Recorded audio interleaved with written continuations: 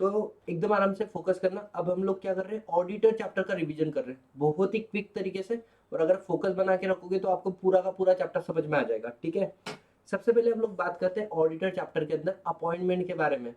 तो पहला क्वेश्चन आता है कि सर हमको अगर हमारी कंपनी के अंदर ऑडिटर अपॉइंट करना है तो कैसे करें। तो बोले जैसे आपकी कंपनी बनी ना, बराबर, अब पूरा डिस्कशन चलने वाला है कि आपकी कंपनी गवर्नमेंट कंपनी है या गवर्नमेंट कंट्रोल कंपनी है या एनी अदर कंपनी है, ठीक है। तो अगर आपकी कंपनी कौन सी है, अदर देन गवर्नमेंट कंपनी, तो बोले जैसे आपकी कंपनी इनकॉर्पोरेट हो जाती है 30 दिन के अंदर बोर्ड ऑफ डायरेक्टर क्या करेंगे, आपकी कंपनी के ऑडिटर अपॉइंट करेंगे। लेकिन इनकेस अगर बोर्ड ऑफ डायरेक्टर अपॉइंट नहीं कर पाए तो वो इन्फॉर्म करेंगे मेंबर को, और मेंबर ईओजीएम में मतलब एक्स्ट्रा ऑर्डिनरी जनरल मीटिंग बुला के 90 डेज के अंदर क्या करेंगे, ऑडिटर को अपॉइंट करेंगे। ये हो गया आपका पहला पॉइंट। अगर आपकी कंपनी कौन सी कंपनी है, सर अगर हमारी कंपनी गवर्नमेंट कंपनी है तो बोले पहले 60 डेज के अंदर, देखो नॉर्मल केस में बोर्ड ऑफ डायरेक्टर को 30 डेज का टाइम लगा, लेकिन गवर्नमेंट के केसेस में टाइम तो लगता है ना। अरे आप लोगों को समझ में आता है, जो काम 1 घंटे में होना चाहिए गवर्नमेंट वाले कितने घंटे में करते हैं, 2 घंटे में करते हैं। उसी तरीके से नॉर्मल केस में 30 डेज का टाइम दिया है, गवर्नमेंट के केस में C&AG ऑडिटर अपॉइंट करेंगे इन फर्स्ट 60 डेज इनकॉर्पोरेशन से। अगर 60 डेज में वो नहीं कर पाए तो बोर्ड ऑफ डायरेक्टर को उतना ही समय जितना दिया था 30 डेज का, ठीक है, इन द बोर्ड मीटिंग।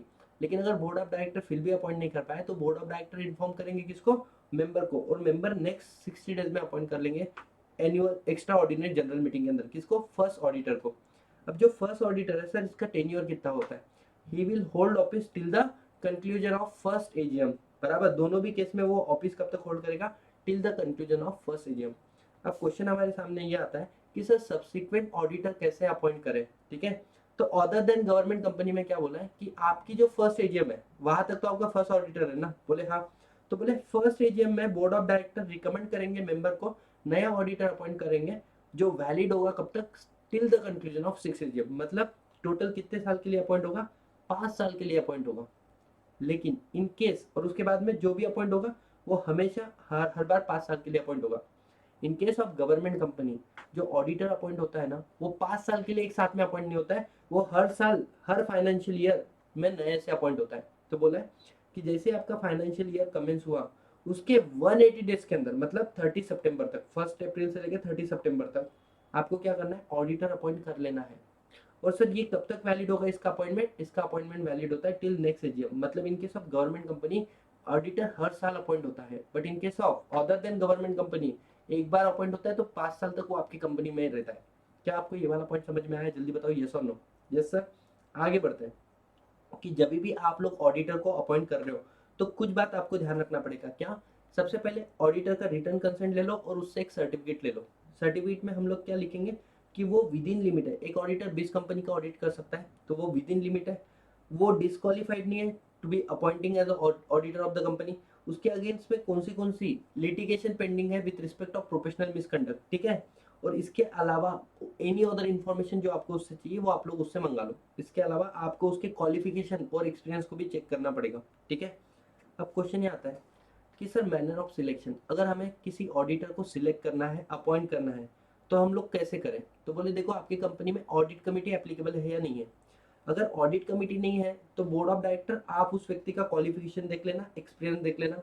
इसके अलावा आपको और कोई इन्फॉर्मेशन चाहिए तो उससे आप मंगवा लो, और लास्ट में फिर आप अपना रिकमेंडेशन दे देना मेंबर को और मेंबर उसको कर लेंगे अपॉइंट। ये बड़ा सिंपल सा प्रोसीजर है।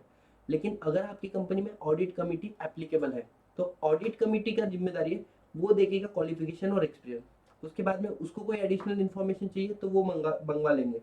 उसके बाद में ऑडिट कमेटी अपना रिकमेंडेशन देगी बोर्ड ऑफ डायरेक्टर को। अगर बोर्ड ऑफ डायरेक्टर उससे एग्री कर लेते वो आगे रेफर कर देंगे मेंबर को। लेकिन बोर्ड ऑफ डायरेक्टर हो गए डिसएग्री, बोले ये ऑडिटर हमें अपॉइंट नहीं करना है, तो ऐसे केस में बोर्ड ऑफ डायरेक्टर क्या करेंगे, रेफर बैक करेंगे रिकमेंडेशन टू ऑडिट कमेटी कि मुझे ये वाला रिकमेंडेशन अच्छा नहीं लगा, आप नया रिकमेंडेशन दो। ऑडिट कमेटी न्यू रिकमेंडेशन अगर दे दे और बोर्ड को सही लगे तो वो बता देंगे किसको, मेंबर को। लेकिन अगर ऑडिट कमेटी बोलता है कि मुझे भी नया रिकमेंडेशन नहीं देना है तो बोर्ड क्या करेगा, बोर्ड करेगा पहले तो रिजेक्शन ऑफ ऑडिट कमेटी का रिकमेंडेशन, फिर लिखेंगे रीजन कि क्यों रिजेक्ट किया, और तीसरा करेगा खुद का रिकमेंडेशन दे देगा किसको, मेंबर को। क्या आपको ये वाला कंसेप्ट समझ में आया, यस और no. Yes sir. Last point कि आपने ऑडिटर को अपॉइंट किया, बराबर, जैसे नॉर्मल केस में हमने क्या बोला 5 साल के लिए एक साथ में अपॉइंट कर दिया। दूसरे गवर्नमेंट कंपनी में 1 साल के लिए अपॉइंट कर दिया। इसका मतलब क्या अब इसके बीच में हम लोग ऑडिटर को हटा नहीं सकते? बिल्कुल हटा सकते हैं। क्या ऑडिटर रिजाइन करके नहीं जा सकता है? बिल्कुल कर सकते के जा सकता है। मतलब provision shall not prejudice the right of the company to remove the auditor before completion of tenure, ना ही the right of the auditor to resign before completion of tenure. समझ में आया? अब देखो, जब आपका टेन्योर कंप्लीट होने वाला है उसके पहले ऑडिटर का हो गया डेथ, या इनकैपेसिटी टू कॉन्ट्रैक्ट हो गया, इंसॉल्वेंट हो गया, अनसॉल्वेंट हो गया, या मानो उसको हमने रिमूव कर दिया या वो खुद होके निकल गया, तो इसको हम लोग बोलते हैं कैजुअल वैकेंसी। कैजुअल वैकेंसी का डेफिनेशन एक्ट में कहीं पे भी नहीं लिखा है। तो क्या बोला है? After valid appointment but before completion of tenure, in between अगर वैकेंसी अराइज हो जाती है तो उसको क्या बोलते हैं? Casual vacancy. ठीक है। तो बोले सर कैजुअल वैकेंसी में हम लोग नया ऑडिटर कैसे लाए? बोले अगर गवर्नमेंट कंपनी है तो C&AG यहाँ पर आपको समय नहीं दिया, 30 डेज के अंदर नया ऑडिटर का बंदोबस्त करो, बराबर। अगर आप 30 डेज में नहीं कर पाए तो board of director next 30 days में आप ऑडिटर को अपॉइंट करो। बट क्वेश्चन ये आता है कि सर अदर कंपनी अगर होगी तो बोले अदर कंपनी अगर आपका ऑडिटर छोड़ के गया किसी भी कारणवश तो 30 दिन के अंदर बोर्ड ऑफ डायरेक्टर अपॉइंट करेंगे नया ऑडिटर।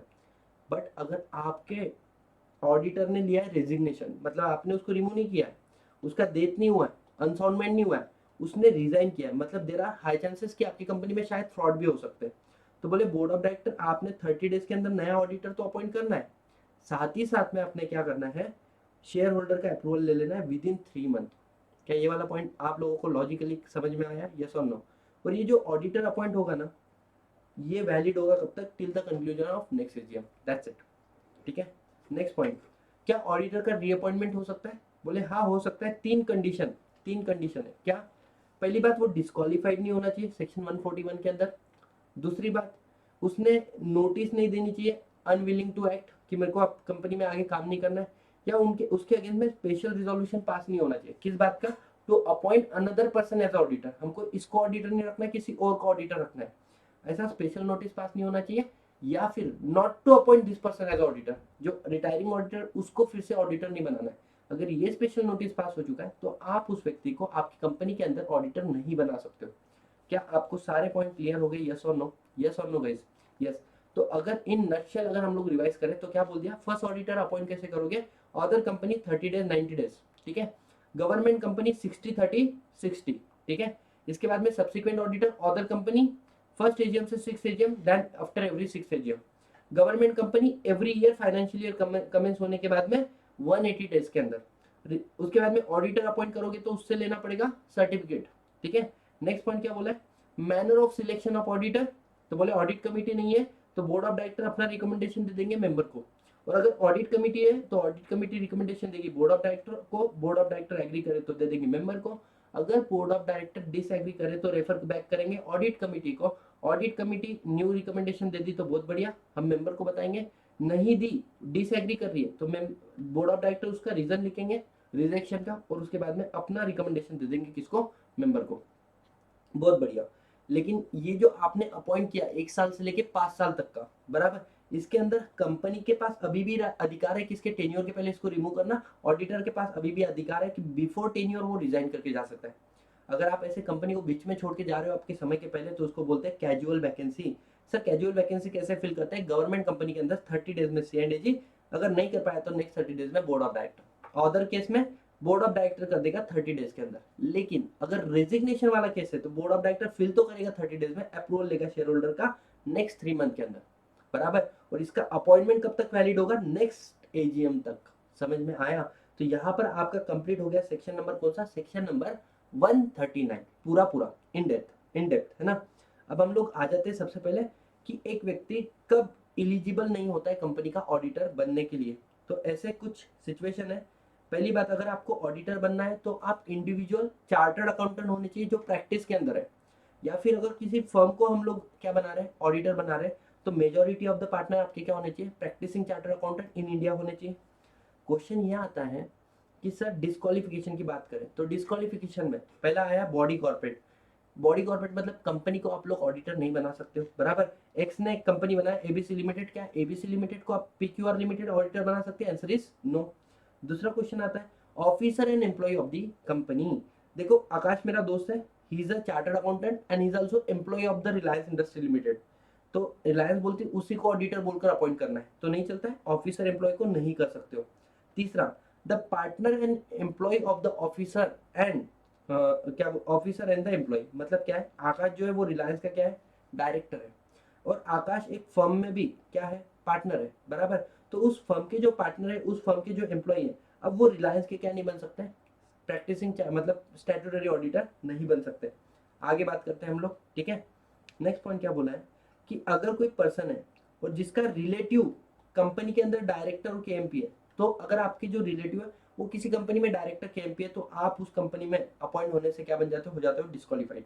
नेक्स्ट, अगर आप फुल टाइम एम्प्लॉयमेंट में हो तो आप प्रैक्टिस में रह नहीं सकते हो, और अगर आप प्रैक्टिस में नहीं हो तो आप स्टैट्यूटरी ऑडिटर बन नहीं सकते हो। या आपने ऑडिट असाइनमेंट ले ली 20 से ज्यादा कंपनी की, तो आप 21st कंपनी में क्या बन जाओगे, आप एलिजिबल नहीं होगे, डिस्क्वालीफाइड हो जाओगे, ठीक है। अब सबसे इंपॉर्टेंट बात ये आता है कि सर जो 20 कंपनीज का लिमिट है ना, इसके अंदर क्या नहीं आता है, बोले स्मॉल कंपनी नहीं आता है, ओपीसी नहीं आता है, डोरमेंट कंपनी नहीं आता है, और आपका क्या नहीं आता है सर, आपका प्राइवेट कंपनी जिसका paid up share capital 100 crore से कम है। इसके तो आप कितने भी असाइनमेंट लो, ये तो कितनी भी कंपनी का ऑडिट करो, फर्क नहीं पड़ता है। इसके अलावा जो कंपनी ना, मतलब पेड प्राइवेट कंपनी 100 करोड़ से ज्यादा paid up share capital, public company, Nidhi company, listed company, वो वाली कंपनी मैक्सिमम 20 एक बंदा एक्सेप्ट कर सकता है, ठीक है। यस, अगर किसी कोर्ट ने आपको फ्रॉड के लिए कॉन्विक्ट किया है, तो वहां से 10 साल के लिए आप किसी कंपनी में ऑडिटर नहीं बन सकते हो, या फिर आप डायरेक्टली इनडायरेक्टली इन्वॉल्व हो वो सर्विस देने के लिए जो सेक्शन 144 में प्रोहिबिट की गई है। मतलब अगर आप किसी कंपनी के ऑडिटर हो ना, तो सेक्शन 144 क्या बोलता है, there are list of services जो आप नहीं दे सकते हो। अगर आप ऑडिटर नहीं हो तो आप वो सर्विस दे सकते हो, बीइंग अ चार्टर्ड अकाउंटेंट, बराबर, बट बीइंग अ ऑडिटर आप उस कंपनी में ये वाला सर्विस बिल्कुल नहीं दे सकते हो, ठीक है।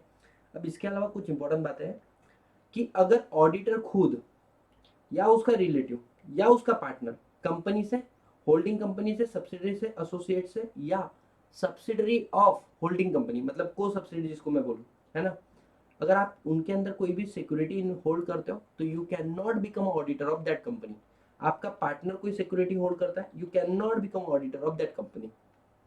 आपका रिलेटिव, उसको एक चांस दिया है, क्या एग्जाम्पशन, वो up to 1 lakh rupees of face value के शेयर होल्ड कर सकता है, सिक्योरिटी होल्ड कर सकता है कंपनी में।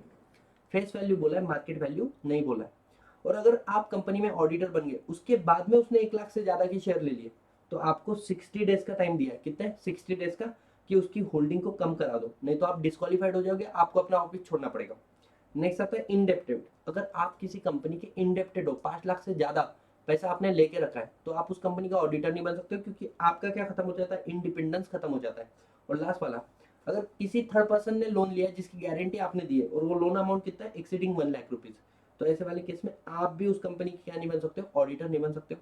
लास्ट वाला पॉइंट आता है कि अगर कंपनी की, होल्डिंग कंपनी की, को सब्सिडी की, सब्सिडरी की, एसोसिएट की, या सब्सिडरी की एसोसिएट कंपनी के अंदर आपका कोई बिजनेस रिलेशन है, तो आप इस कंपनी के ऑडिटर नहीं बन सकते हो।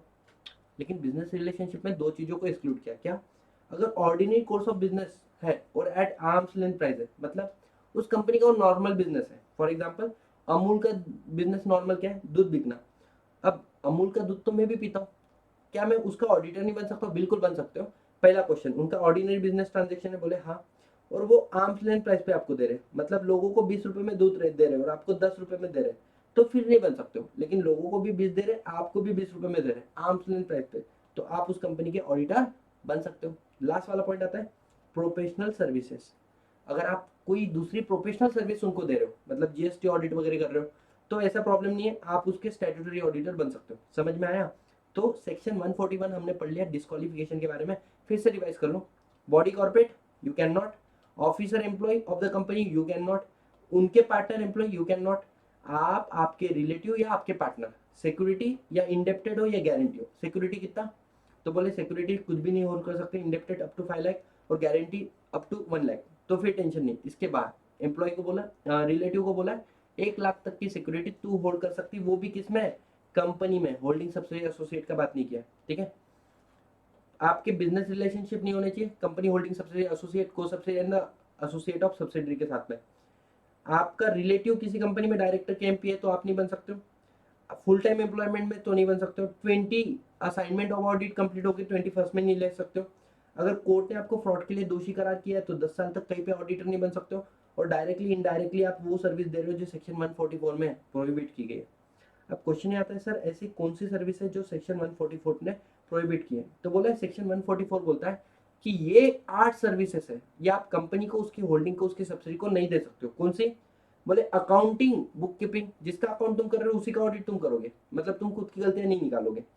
एक्चुरियल सर्विसेज, यहाँ पे कॉन्फ्लिक्ट ऑफ इंटरेस्ट हो जाएगा क्योंकि तुम उसके कंपनी के बड़े बड़े एस्टिमेशन दे रहे हो और बाद में तुम उसके ऑडिटर बन रहे हो, नहीं चलेगा।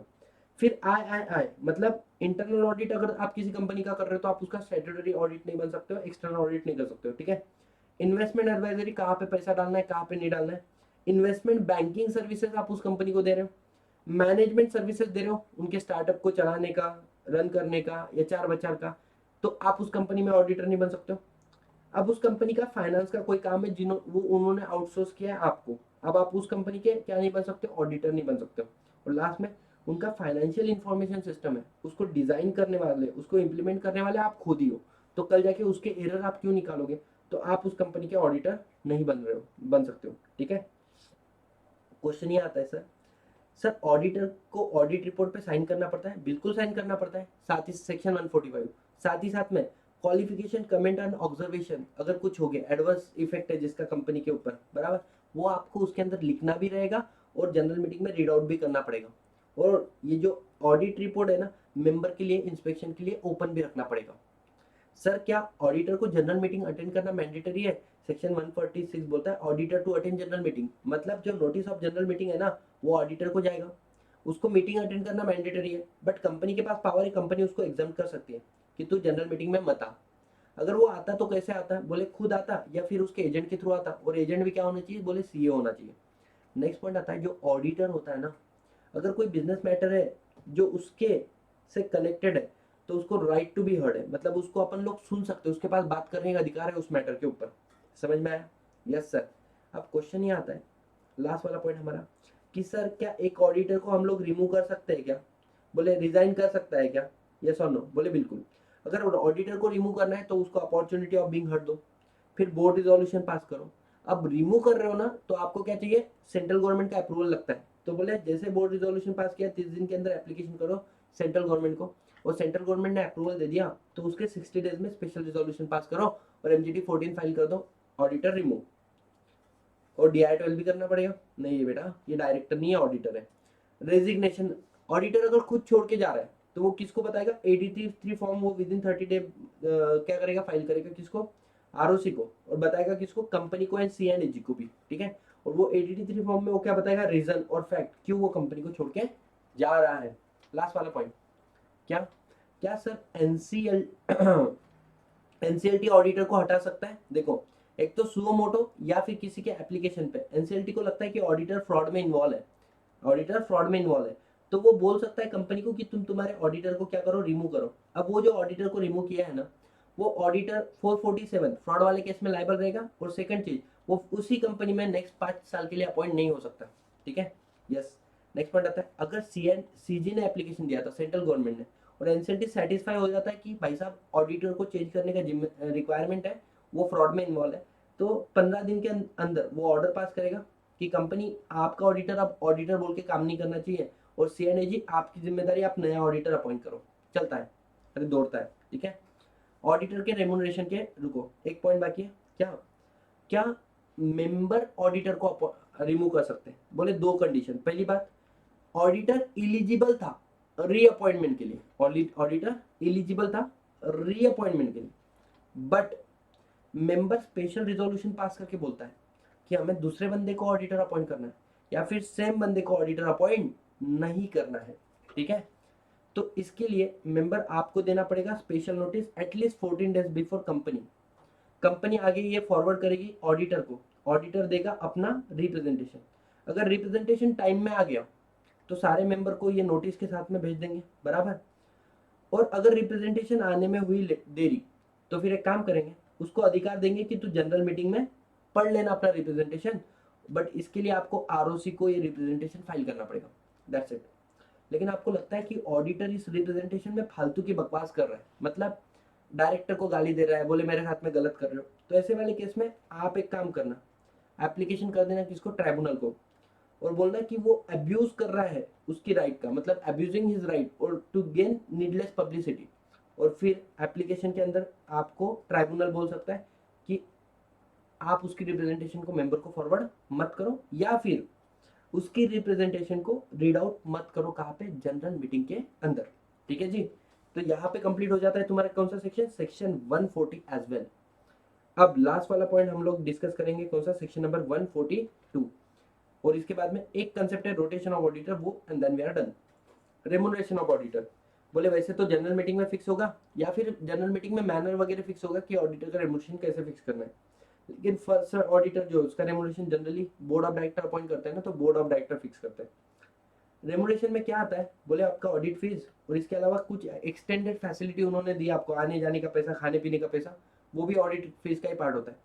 बट अगर आप कोई उनको प्रोफेशनल सर्विस दे रहे हो, तो उसका जो पैसा आपने चार्ज किया है, that is not consider as a part of the audit remuneration fees. ठीक है जी, यस सर। अब हम लोग बात कर लेते हैं किसके बारे में, रोटेशन ऑफ ऑडिटर के बारे में। ठीक है, रोटेशन ऑफ ऑडिटर। तो रोटेशन ऑफ ऑडिटर बोलता है क्या, पहली बात तो रोटेशन ऑफ ऑडिटर का कंसेप्ट एप्लीकेबल किसको है, तो बोले रोटेशन ऑफ ऑडिटर का कंसेप्ट एप्लीकेबल चार लोगों को है। अगर आपकी कंपनी लिस्टेड कंपनी है, या फिर आपकी कंपनी पब्लिक कंपनी जिसका paid up share capital 10 crore उससे ज्यादा है, या फिर आपकी कंपनी प्राइवेट कंपनी है जिसका paid up share capital 50 crore है उससे ज्यादा है, या फिर आपकी कंपनी के अंदर बोरोइंग 50 करोड़ से ज्यादा है, लोन एंड बोरोइंग 50 करोड़ से ज्यादा है, तो आपका ऑडिटर ना, आपकी कंपनी बहुत बड़ी है, आप है ना एक पर्सन को ऑडिटर ऐसे 25 साल 30 साल ऐसे नहीं रख सकते हो। बोले अगर इंडिविजुअल व्यक्ति है तो उसको आप ऑडिटर रख सकते हो मैक्सिमम 5 ईयर के लिए, उसके बाद में उसको रोटेशन करो, किसी और को ऑडिटर बनाओ, है ना। और अगर फर्म है तो आप उसको 2 टर्म्स ऑफ 5 ईयर 5 साल के लिए 2 बार अपॉइंट कर सकते हो। उसके बाद में आता है कूलिंग पीरियड। कूलिंग पीरियड मतलब आगे के 5 साल तक वो फिर से आपकी कंपनी में, उस कंपनी में स्टैट्यूटरी ऑडिटर नहीं बन सकते, होल्डिंग में बन सकते हैं, सब्सिडरी में बन सकते हैं, एसोसिएट में बन सकते हैं, उस कंपनी में फिर से स्टैट्यूटरी ऑडिटर नहीं बन सकते। सर उस कंपनी के डायरेक्टर बन सकते हैं, बन सकते हैं, उस कंपनी के क्लर्क बन सकते हैं, बन सकते हैं। ठीक है, अब क्वेश्चन ये आता है, कूलिंग पीरियड के अंदर अगर ऑडिटर, हम नया ऑडिट फर्म अपॉइंट कर रहे हैं, वहां पर जो रिटायरिंग ऑडिटर है ना, वो वहां पर भी पार्टनर है नए फर्म में, क्या उस फर्म को अपन अपॉइंट कर सकते हैं, answer is no. Sir common partner नहीं है फर्म में, क्या अपॉइंट कर सकते हैं, हाँ, और बाद में ज्वाइन किया, no problem, no problem, common partner बाद में बनता है, नो प्रॉब्लम। उसके बाद में क्या बोला है, अगर हमारा जो व्यक्ति है जिसने फाइनेंशियल स्टेटमेंट साइन किया वो रिजाइन करता है रिटायरिंग फर्म और ज्वाइन करता है न्यू फर्म, वो फर्म भी डिस्क्वालीफाइड हो जाएगी, वो फर्म भी डिस्क्वालीफाइड हो जाएगी, वो फर्म भी अपॉइंट नहीं हो सकती। और लास्ट वाला पॉइंट, अगर केपीएमजी है, इसके 10 एसोसिएट फर्म है, तो एक का टेन्योर खत्म हो गया, तो क्या दूसरी फर्म आ सकती है सेम नेटवर्क की, आंसर इज नो, दूसरी फर्म भी नहीं आ सकती। और इसके काफी सारे एग्जांपल हम लोगों ने क्या किए थे, क्लास के अंदर बना बना के किए थे, बहुत सारी वेरायटी मैंने आपके सामने रखी थी। ठीक है, situation 1, situation 2, case study 3, case study 4।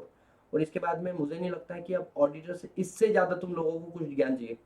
Section 143 और 147 का जो ज्ञान है वो आपको अगली वाली क्लास के अंदर मैं बताऊंगा। ठीक है, चलो, I tried my level best to sum up everything. और रात के बजे है 12:30।